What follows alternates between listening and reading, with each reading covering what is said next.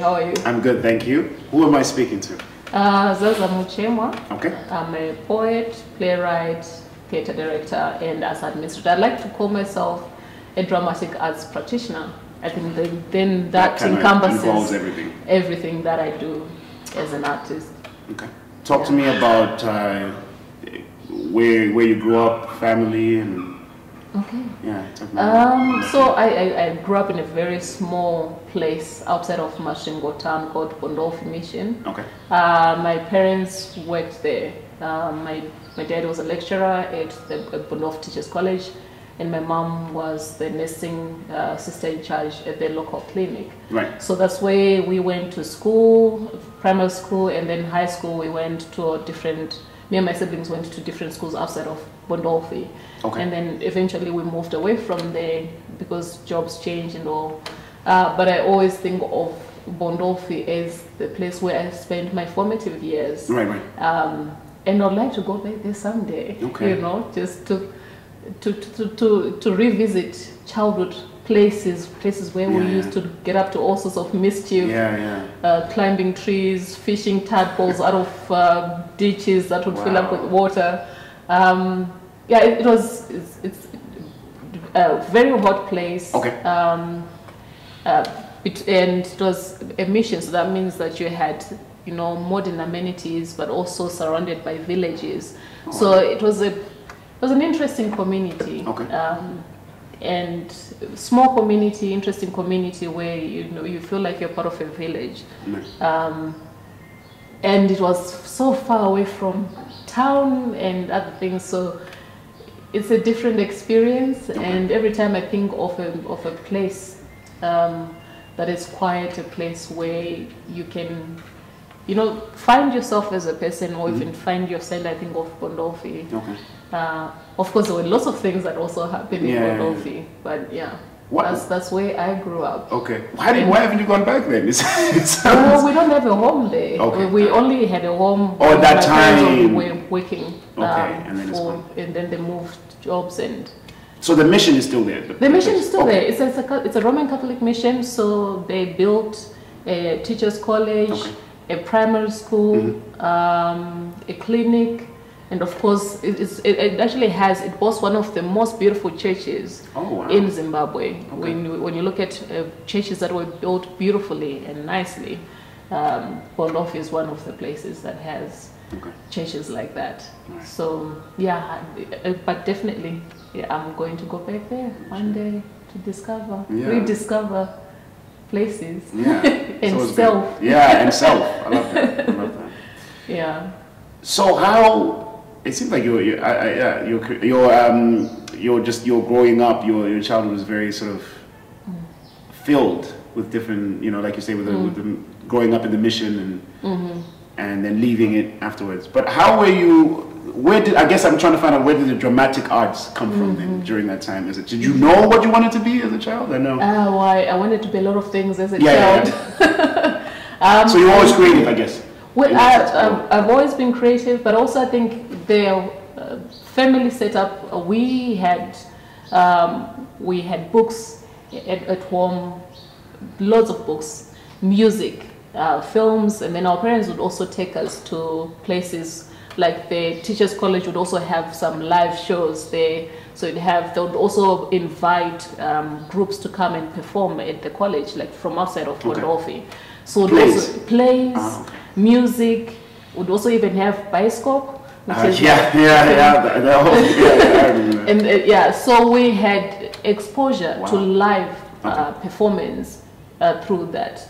But we also had exposure to the arts through, you know, from family, in terms of great mothers who told stories, told stories beautifully, and taught us the art of telling stories. But also not just telling stories, but also in terms of even craft making, in terms of all these other ways, knitting, all these other ways of expressing yourself. I can't knit to save my life, by the way. I can't too. But they made an effort. But my sisters, of course, they can.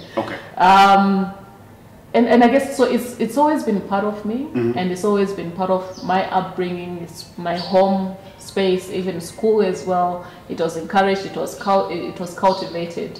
the talent. But I never thought that I would become an artist. Right.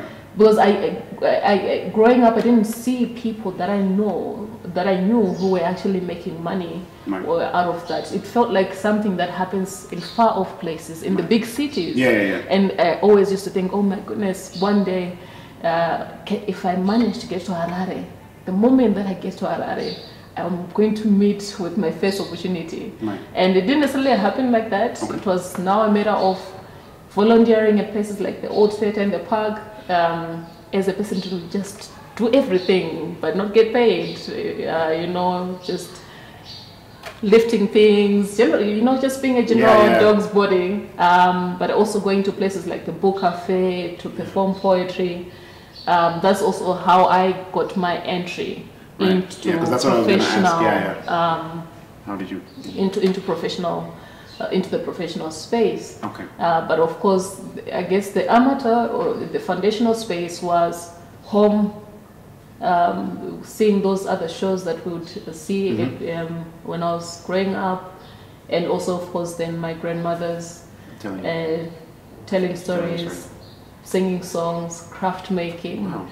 Yeah, that's where I got it from. And when I was in primary school, I think every year I changed my ambition. I wanted to become a nurse, I wanted to become a doctor, I wanted to become a soldier, I wanted to become a police officer. I think when I was in Form 2, I even joined a junior police club. Oh, wow. Yeah, that's how serious I was with the idea. Because like every time I would get an idea, I would just like pursue it like that. Maybe the reason why I am an artist was because I always had this idea of pursuing, going after different ideas, and I guess this whole idea of every year you want to become this, you want to become that, is because you have so many things out inside of you that aspire to whatever that particular profession holds. And I guess art is the space in which you can be many people and also be yourself. So when did you know that you wanted to become an artist? So, you know, when you were speaking, I was thinking about myself as you were speaking about how you were jumping from different things, the police club, from whatever. I was pretty much in every play at school. I did, like, I was into music. I did all of that stuff. But I never wanted to become an actor. I think, you know, when I think about it, I think it's because I never saw... Because we lived here in Zimbabwe for a bit, and then my parents are diplomats, so we always traveled. But I just never, who's an actor in Zimbabwe? You know, like I never, you know, it doesn't think about like, can you be an actor? Like, how does an actor work and all that? So I never thought of it. But I was in plays, I was in music, I used to love to dance, I used to read, I loved writing poetry, all of that stuff. But never did I think this is what I wanted to do for my life. Until in high school, I did this play, and the drama teacher who had directed the play had gone to a drama school in England, and he said to me that you are really good, and this is what you should do with your life. And I was like 16 years old. I was like, what is drama school? I've never been to England. I've never done this. And then that's how it worked. And then I auditioned, and he helped me audition. Had to also help me convince my parents, which is a question I was going to ask you about how, you know, just. This guy, you know, this can be a career for him, you know, he's really good, let's not waste the talent. So it took a lot of conversations and sitting down to convince my parents that, you know, they should invest in this. So that's how it happened. But I wasn't a kid like I want to be an actor, I want to be a dancer, nothing. I was just doing all this stuff, and then seemed like it was always in me. I think it's, for me, the journey in terms of coming to yourself as an artist is similar in that, like I was saying to you, I never thought I was going to become an artist. But at home, we'll do little performances for our parents. At school, we'll take part in performances, even in high school. It was still the same. But it was, like I said, it was never a career option. So when we talk about careers, especially with my father, because he's very big on that. So from day one, before you'd go to grade 1, my dad would ask you to come to the lounge, sit down and say, okay, so next year you're supposed to go to grade 1. Are you ready? And they say, yeah, I'm ready. and do you want to go to school now? Yes, I want to go to school now. Then you'll be like, okay, so fine, we're going to go and get your uniform. So it has always been that kind of a father who would then talk to you about stages in your life as a learner, I guess. Okay. So when I decided that I wanted to become an artist, I think it was around A level. I was having a conversation with my brother. I was doing my A's and I was doing mathematics, accounting and management of business. Again, you see, in terms of even the journey itself, I wasn't even doing anything that is arts related. And he asked me, so when you finish, what sort of career or role do you see yourself playing in society? And I was like, I don't know. I'm very good at the accounting part. Mathematics, I love it, and I'm good. But I'm not sure. I'm thinking about it, and it's like, if you are at this age and you don't know what you want to do concerning these subjects that you're doing, then you're not passionate about it. This is my older brother, and he said the last thing that you want to do is do something just because you're good at it, but you don't love it, and then you live the rest of your life regretting it. I was like, oh my goodness. That is so true. That is true. So I took some time thinking about it, thinking about all these years that I spent doing things that I love, including, you know, performing, writing poetry, but never thinking that it could be a career option. I was like, but I love writing poetry. I would definitely eventually would love to either become a director or a playwright in theater. But how does one do it? And can someone live off that? And then I was like to my dad, I don't want to finish anymore. Can you take me? Oh, wow. Can you enroll me in a college where I can go and pursue performing arts? And he said, but you're already finishing. You should just finish. Right. And then we'll talk about that. And then it became a whole thing. The whole thing that resulted in my not talking to my dad for like a whole year. Oh. I was talking to him through my older sister and my mom. Like, he would give instructions and say, tell Eliza I wanted to do this and this. Wow. Or that she should do this and this. And then I was asked to come and stay with my older brother who had incited this revolution. Yeah, I know, wow. He was already working here, so I came to stay with him together with my older sister. She was doing her degree program. The rebellious child was like, if it's not performing arts related, I don't want to do it. Wow. I'm not interested.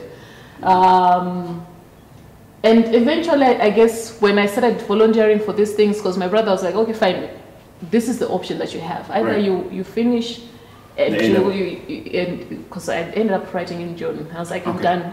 Even if I fail, I'm not coming back. I'm done. Okay. Wow. This is... So then he said, okay, so if this is where you want to go, you have to look at the options. You have to, in terms of doing it on your own. So that's how we ended up doing the book cafe thing, ended up doing the theater and the park thing. And from there, got exposed to workshops, to other training opportunities, and doing work as I was learning. And eventually my father, I guess, saw that I was serious about what I was doing. We started talking again directly now, not through other mediums.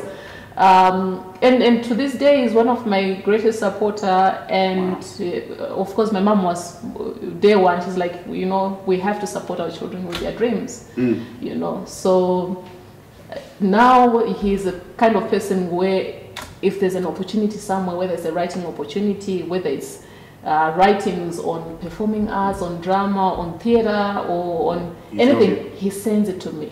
And he talks to me about those opportunities and says, even offers to look at my work for me if I'm submitting it to other places. Because he has that critical eye. He's a writer, by the way, but an academic as well. And I guess coming from that space of being a writer in the 70s, being a publisher, because he's the one who edited the first Zimbabwean anthology of poetry in English. Oh, wow. So he was aware of the space and its limitations. And I guess it wasn't coming from a place of saying you're not capable of doing this, but saying, why are you setting yourself up to a difficult path?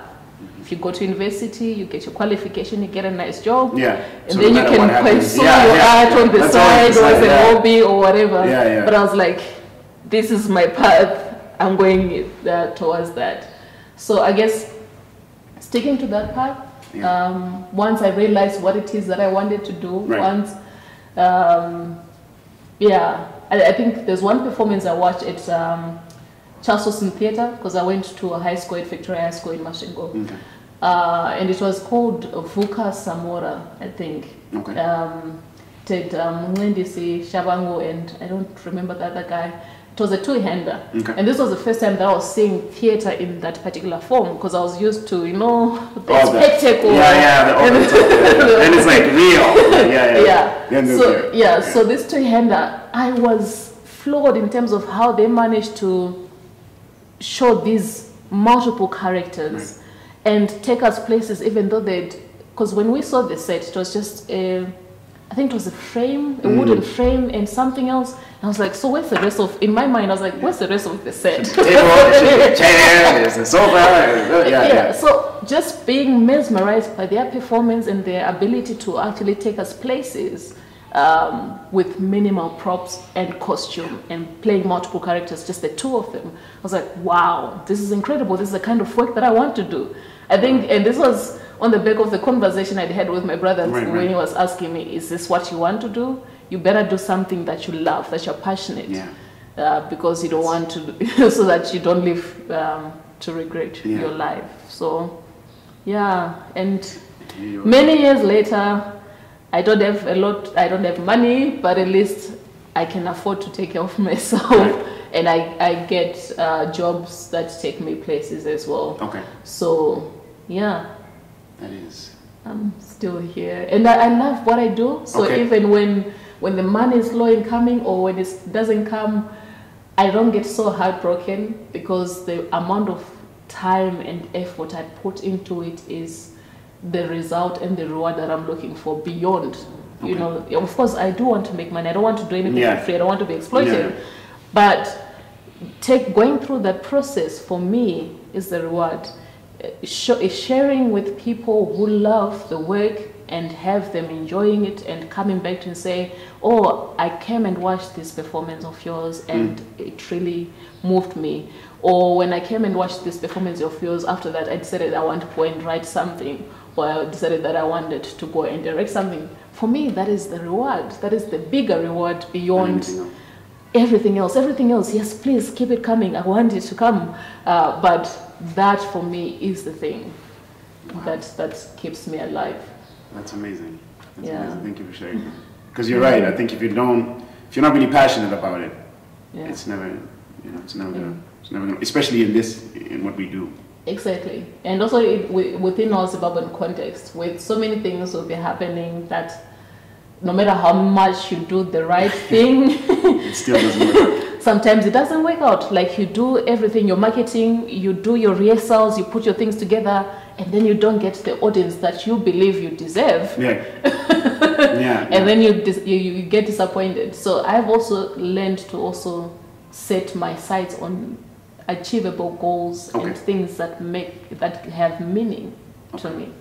So so the meaning will then count more then, rather than. So let's say you do a play. The play itself is the meaning behind it. What's surrounding it is what you love. Exactly. And then so it doesn't then matter, is what you're saying, if 10 people come, or if you don't have a high level. It'll be good to have many people come through, because it also shows. Because there's some people that you want to get support from. Who will be like, oh, so what sort of numbers you have? And I don't like that. But anyway. Is that the question? Is that the question? What sort of numbers? Okay, got it. But if I get 10 people, and those 10 people sit and are engaged with the performance, and post that they want to continue having a conversation over what they would have watched, and they stay there for like 45 to an hour, and it's a Saturday evening, for me it's like, that is a success. Okay. Compared like to something where you have 1,000 people and people are making noise, they're not even engaging with the material. When they leave the theater, they don't even know what they were watching. Some of them were probably drunk. Some of them were on a date with someone, of which, if you have a date, please come to my shows. Your date will respect you if you take the show I directed. This place is smart and knows what it's doing. That's a good one.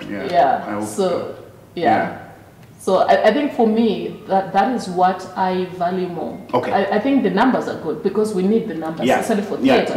And those are some of the things that we need to be aiming towards. But I think the things that I can control as an artist, as a creative, is making sure that I'm creating work that is relevant, work that is compelling, work that engages with people, work that connects with people, work that when people watch it, it changes them in ways that even sometimes they don't even realize until maybe way later after they have watched it.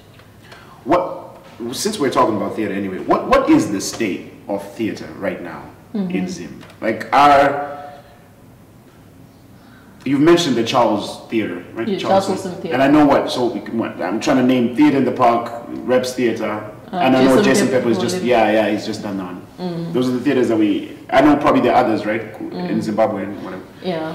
What is the state?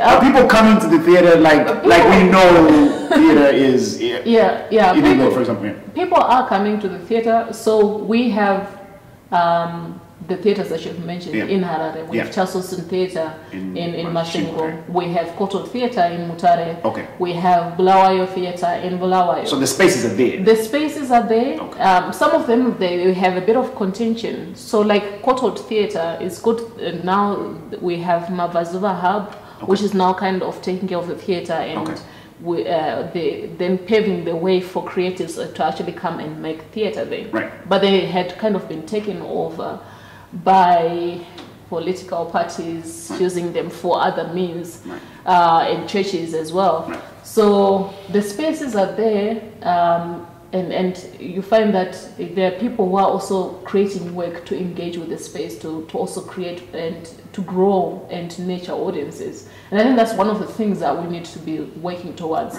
And I think it's a 2-thing or 3-thing kind of thing where we empower and equip young practitioners with the tools and with the resources for them to consistently do work that is shown at these theater spaces. And then we also make sure that we create an identity for these spaces so that when a person says, I'm going to a Charles Wilson Theater, they know the kind of way that they're going to get a Charles Wilson Theater. Is it going to be musicals? Is it dance theater? Is it spoken word theater? Or is it new theater? Or is it classical theater? So that when people are saying, I'm going to watch a show, they know definitely the kind of show they're going to get there. They know that it's going to be good quality work, and they know it's going to be value for their money. So equipping the practitioner with the tools and the resources to consistently make work, and also making sure that we create an identity so that our audiences know what it is that they're coming for within these spaces, and we're consistent in terms of the presentations, because that's the thing. A person goes to Charles Wilson Theater, they watch a really brilliant show at Charles Wilson Theater. Next weekend they come, there's nothing. Or next weekend there's something that is iffy. So being consistent in terms of the identity and quality of the work that is there helps us to retain audiences, and also equipping young practitioners with the skills, with the tools, with the resources for them to create work for consumption. It can also then make sure that these two are feeding each other, the audience and the young practitioners. And of course, the ones who have always been doing it should also continue doing what they've been doing, and also creating work and also creating employment for artists. So the state of theater is that it's always in a state of flux. It's always in a state of either it looks like things are going to lift and they're going to be amazing, and then it always looks like, oh my goodness, feels like it's dying. So I think there is potential here that is being missed, and it's important for hopefully associations like International Theatre Institute, Zimbabwe Theatre Association. You're the chairperson, right, for one? Yes, I'm the chairperson of International Theatre Institute, Zimbabwe. Okay. And audience building are some of the things that we're going to be looking at in terms of the work that we're doing, because we are looking at areas to do with knowledge production, professional development, fostering collaboration, as well as safeguarding theatre. And how do we safeguard theatre? We safeguard theatre by equipping the young practitioners with the right skills, with the right tools and resources for them to continue doing the work that they love and that they can do, and also growing and building audiences for that work. Wow. Thank you. First of all, thank you, because I wasn't expecting that all of this is happening, but thank you for doing that. Because I think we need it. Otherwise, how else will we continue to grow? Yeah, yeah. And I always dispute when people say, "Oh, theatre doesn't have an audience in Zimbabwe." It's a lie. There is someone who even will probably have their last dollar who will be like, "I'll go and pay that dollar at the theatre because I know it will move me. I know it will inspire me." It's just now a matter of being consistent in terms of the churning out of the work for the audience to consume. Okay. Yeah. All right.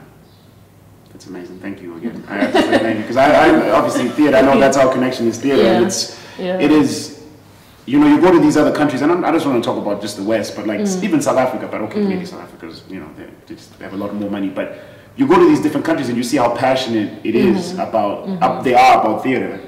That's why I asked the question. I said state. I didn't say, you know, is theater really, you know, people not going to theater, whatever. I just wanted to ask about the state of it, just to know. Yeah, and this is the thing.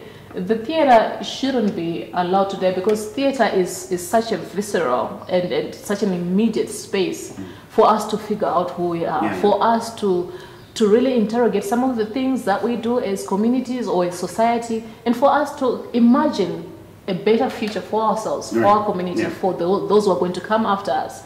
So it's not just a place of entertainment, but it's also a place for community, for engagement, for coming together as a society or as a community to really map what it is, where we've come from and where we can go. And I love how theatre is a space where even people who are on opposite sides of the political divide can sit for an hour without throwing punches at each other, watching something, laughing together, crying together, and coming out of there realizing the humanity in each other, for them to actually have decent conversations without resorting to violence. Yeah. So, you know, one word you mentioned earlier, which I think is very important, was you said the word relevant. Like, what is relevant to us is what we should be trying to show on our stages. Because it has to be relevant. I mean, don't get me wrong, I love my Shakespeare, I do. But even actually Shakespeare still has messages in his shows. But I think that's, you know, if we can get to when we are actually, whatever we are going to be producing or on stage, if it can be to do, you know, with what is happening with, you know, in our country, whether it's in our homes or whatever, I think that is also what drives people to watch, to come to the theatre. Exactly. And like you said, Shakespeare is relevant, and why not look at Shakespeare, whether it's Twelfth Night or As You Like It or King Lear, and find the local connection within that play. That's it. That's what the drive. Exactly. Because as an artist, I'm sure even in your experience as an actor, when you're approaching a script or when you're approaching a text, it's about what it's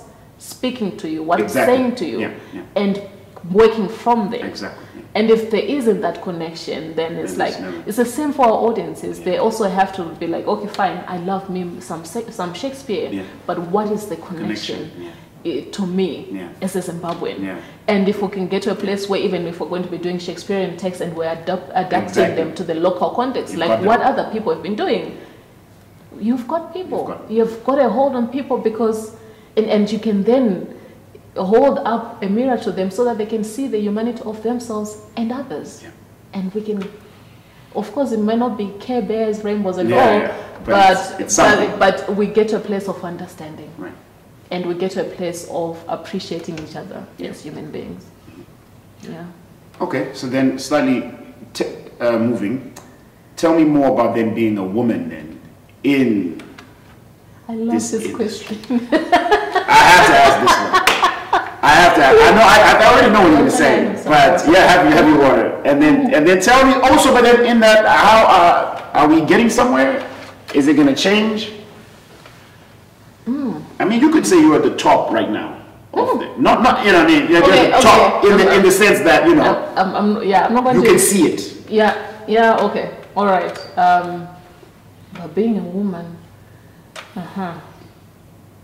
You know what? I don't think it has ever been easy being a female and an artist in this country. Yeah. Coming from just looking at from the home setup, from the micro to the macro to the public space itself, because you're also dealing with stereotypes in terms of what people think a female artist is like or is expected to do. Right. And then also getting into the space, dealing with negative attitudes of your co-workers, because there's a lot of assumptions or bias that they're already carrying towards you because you're a woman. Right. And of course also as a young woman making work, sometimes making work that requires you to be out and about late in the evening, you also have to be sure and protect yourself against whatever sort of abuse that could happen, or just safeguarding yourself. And sometimes in some instances there isn't that opportunity, and in some cases that's where you find young women being told, oh no, if that show is happening at night, we can't allow you to go. And this if they're living with parents or living with a guardian, and so they miss a lot of opportunities because they can't go out and perform at night. Because people are assuming that, oh, people are going to get drunk and get rowdy and all of these other things are going to happen to you, or things will happen to you. So it's navigating that space and knowing the kind of values that you want to carry, and knowing the kind of principles that you want to live by. And sometimes maybe those values will be compromised, sometimes maybe those principles will be put to question. But staying at it and having a community of sisters, a community of brothers who can also help you to make sure that you stay on the path of realizing your dreams within the space can also help. But I definitely hope we can have more female directors. I hope we can get more female producers. I hope we can get more female playwrights, because these are the places where the story, the narrative is in the hands of the playwright, the director, the producer. And if we can get as many females within those roles as possible, I think it will be helpful for our communities. And it's not easy, but I think, especially in terms of the work that has been done, we're looking at the work that our Master Collaborative Arts has been doing in trying to make sure that we get as many female playwrights, we get as many female directors within the space. And it's not just even just looking at as many female playwrights, many female directors, but also looking at people who also come from underrepresented communities, people who also are coming from underrepresented, underprivileged spaces, also being given opportunity to really pursue their professional dream and being given the space to realize their artistic goals is also one of the things that our master has been doing. So I believe that I believe in equality, but I'm not just looking at equality in terms of women, but I also think equality in terms of, I look at myself and I realize that there's a lot of privilege. So even telling the story that I have, there's a lot of privilege in that. Even though I don't come from an upper middle class family, I don't come from a rich family, but I have a lot of privilege, and I'm aware of that, and I also have to keep that in mind so that I check myself when I also engage with people, so that I don't make assumptions about people, and I don't make things difficult for people who might actually be coming from a space where there's a lot of disadvantage for them. By the time they come to the space, they have a lot of other things working against them. So trying to get a place where you also pave the way for people to overcome all these other difficulties so that they can come into the space equal with everyone and equal in terms of voice, equal in terms of artistic input is also one of the things that I'm passionate about. So the state of women, this is where we are, and just hoping that also when a person gets to a position of power and more privilege, they also afford others coming after them an opportunity for them to also rise up and get into the room and speak for themselves, instead of getting into rooms and speaking on behalf of others. Yeah. Again, thank you. I know, like I have to know, just because it's like it's. I've been wanting to speak about theater, especially in Zim, and just to hear that there are things are moving behind. You mentioned Almasi. I think that's a great thing you guys are doing. That's brilliant. Because my question was, usually I usually go to like the practical. I'm like, okay, we talk about all these different things, but like, how can that individual, who is gonna watch this, for example, a young lady who's gonna watch this or whatever, and be like, yeah, I wanna get into the arts. And I guess you kind of answered it like places like Almasi, like get in touch with Almasi on Facebook, whatever it is, if you're a writer or whatever. Exactly. And then there are places like even the Zimbabwe Theatre Academy, which is now training actors.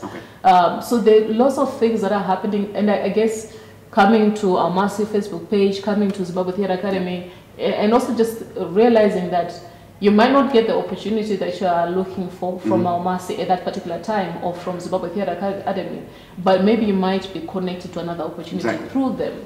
And also just turning up for performances, turning up, because like I was saying, in terms of the book cafe thing that I did in 2006, going forward, sometimes I'll just turn up for performances where I wasn't performing and hustle to get through the door, because they would have a cover charge and I wouldn't have the money to pay for the ticket. I'm like, but me, I also perform here, so can I just get in? And then sometimes you have to wait for like 10-20 minutes whilst ticket holders are getting in, or people who are buying tickets getting, and then when they feel like, okay, we have enough, now you, the artist, you can get in. And just being humble and knowing that this is a position you are in, and it's okay. And knowing that you are here because you want to learn, you want to see how others who have been doing it forever do it, and how well they do it, and what you can learn from that.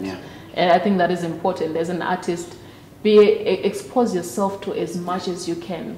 Read books. It doesn't have to be books on theater only. Read as much as you can, even books about public figures. Like your Mahatma Gandhis, your Joshua Ngomos, all of those. You will learn something from public figures who have left a lasting impression on people. You can learn lessons from that. Read as much as you can. I think as an artist, you have to have an inherent sense of curiosity about the world around you and how it works, and about the people in the world and how we function. And also, of course, go and watch as much theater as possible. We need audiences, so we need people who are also learning. To come and come and watch, and that's good. And identify a person from whom you can learn from, but also know how to approach them, so that you don't how do I say it? You don't make it seem like it's a lot of work for that person when they engage with you. I know. I know how to approach. So introduce yourself. Don't just say hi and that person doesn't have your number and they're supposed to know who you are right off the bat. And tell them what it is that you want to do, and offer to say, okay, I'm here if you have anything that you want to help to. Because also, if you're saying to a person, I want to be trained in something, you're now giving them a burden of, trying to create a training program that they don't have. Exactly, But maybe you say to them, can you connect me to if you have any training opportunities that but also can I learn through you by coming and assisting you when you're doing your productions. Like with this thing, a person approaching you, they should be saying, TK, I know you have your show, and I'm passionate about film and I want to learn. So can I come and help you? Maybe cables or whatever it is that you want, maybe sweeping the space or setting up. A person has to be humble enough to know what they don't know and pursue what it is that they don't know. And know that you're not owed anything by a person who's way up there. Maybe they also have other struggles that they're also going towards. But also just knowing that if you want to learn, just just be in the space, be in the room, find a way of getting in the room. There's so much that you can learn in the room. There's so much that I learned just by being in a room while someone else was directing, and I was an assistant, was busy being sent to go and get some coffee or buy bananas, and I'd go there in a rush because I wouldn't want to miss, because I was like, I want to know how they're going to tackle this scene and how they're going to do, and I would sit quietly, listen, take it in, ask questions afterwards, you know, not getting in the way of the process. So that's good. I talk a lot. No, this is great. Like, it's so, it's you know, when you were speaking, I just thought to myself, I think it's probably one of the lessons, one of the lessons that I took in. It was like, try and, especially when you come out as an actor, try and take as many jobs as you possibly can that don't pay. Just take. And I remember being like, what, really? I mean, like, I've just graduated from this school, I'm ready, you know. He was like, no, like, just try, go watch theater, like you said. But also, and I remember I think I worked for like 2 years. No money, no nothing. But the experience that I got from there was amazing, and the connections that I got. Just because I was willing to do the book reading, or the play reading for free, or I was willing to be a standby or whatever. The amount of connections and the amount of, you know, how much I learned. I think it's what you're talking about, the curiosity. That's why I was just smiling. I was like, yeah, this is like, I remember being like, this is, and everything that I learned from there, when I did start working, like, I knew, I was like, okay, cool, I learned from this when I was waiting there, and I could do this and do this. So I love that. So thank you for that. As we round up, you are doing so many things at the same time. How do you juggle all this? I know you just mentioned Almasi, you're the chairperson of this, I'm guessing theater in there, you're sort of directing theaters, and you're in it. How do you juggle? I don't know how I do it. To be honest with you, I don't know how I do it. Right. I think there is a method to the madness. I'll tell you when I know what the method is. But I also try to make sure that whenever I'm doing something, I'm able to give it 100%. Right. If you remember when you asked me to do this interview, I said, can I tell you up until, I said next week? Next week, you give me a week. For me, first of all, to figure out what was happening at that time, because once I'm involved in something, I put my everything in it, and my focus will just be on that. Right. So but whilst I'm doing that, people will be getting in touch, and I'll be scheduling things. I have assistants here and there. I've had an assistant come in, and they go, because I am not at a point where I can fully employ someone throughout. But it will be great for me to be able to do that. So in terms of how to manage, is now a matter of making sure that my schedule is not overwhelmed, because I also have a tendency of saying yes. It's like to things that are exciting, and then practically once I say, oh my God, what how am I going to do this? Because on Monday I'm supposed to be doing this, Tuesday, Wednesday, Thursday, and then I'm supposed to go there, and I'm supposed to be preparing for this Thursday thing, but in between I'm doing all this. It's too much. So just being aware, and also I've also learned to also kind of tell myself to slow down, to say to a person, I'm not saying no to you right now, I'm just saying, can we do it later? So that I have enough time. Because also even getting a journalist saying to me, I'm writing an article on you, can you answer questions? I'm now at a point where I'm also very careful, where I actually take my time typing up the answers to the questions.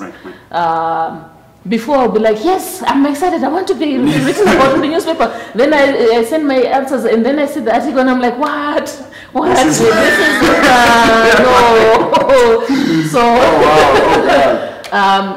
no. So knowing how to breathe. Breathing helps. That means, taking a breather. If an opportunity comes and you're excited about it, just slow it down and really considering what it is that you're already involved in, and thinking about what that would involve for you to take on that opportunity is important. But also, I think also just being able to, there are times also that you'll need to make some split-second decisions, and so training your brain to be able to make split-second decisions helps me with the juggling, and keeping a balance. Working out also helps. because every time I go out for I'm getting slowly towards jogging. Okay. For a longer period. Yeah, you start to before I was just doing boot camp type of training and yoga. It also helps in clearing the mind in the morning, so that also now when I approach the day, you know what.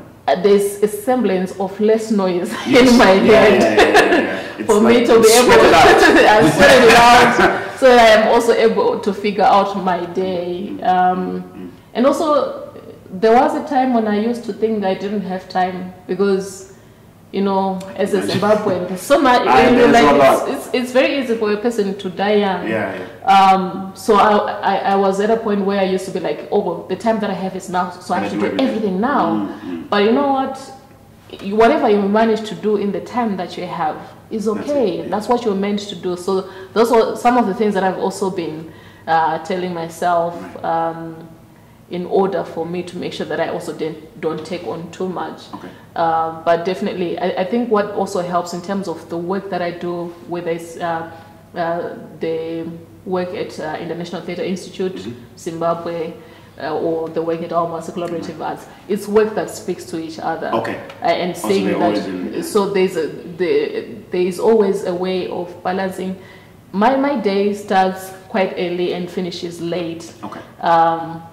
But I also make sure that I also give myself at least one day where maybe I would just spend a day in bed and not do anything. Yeah, that's needed. Because it is needed if you're also going to then come back to the work with joy and energy. That force. With force. But the other thing also, one of the other most important things that also help with the juggling is that if you have a strong team of people who are capable, who also are committed and generous with their time, with their effort, with their ideas, it also helps if I'm doing the work as a chairperson, when I know that I have a team who can, you know, if I delegate things to them, they get things done. And I must say I have a very strong team who we rally around to do things, and if we get to a place where now things have to be done urgently, there's no person who will be like, oh no, but that's not my role. If it's a all hands on deck type of thing, people get things done, and we get it done, and we know that we as a team, we have done it. So having a strong team of individuals who are capable, who are talented, who are generous and committed also helps me with my juggling. So yeah. That's good. And then my last question, where do you see yourself then in 5 years, or maybe just theater in Zim? I don't know, you can choose which one you want. Where do you see yourself in 5 years from now? It's like, I know I always be specific. I'm like always like, it's like my last, I always like, it's not 10 years, it's not like what do you want, I just like, it's hard, it's hard. Or what would you like to achieve? Or maybe that's why I said, if it's not, you don't want to take it personally, maybe what would you like to see happen for Zim Theater in 5 years? Okay, in terms of Zim Theater in 5 years, I'm hoping that 9 months out of the year, theaters are packed with audiences, with consistent content, and artists making money off their work, and being able to realize as many different avenues for their work. So not just thinking of the conventional theater where, you know, as a playwright, if I'm writing, I'm just writing for the stage, but you're also thinking in terms of, you know, these nice nifty things that are like, you know, audio plays, writing for a podcast and getting money off that, writing for a Twitter live, a Twitter spaces thing. You know, I haven't seen anyone doing an audio drama for a Twitter spaces. I'm hoping that someone will actually do that, and realizing money from that, and being able to take care of themselves, being able to pay for their medicals, being able to, you know, save up for a stand to build their house or buy a house,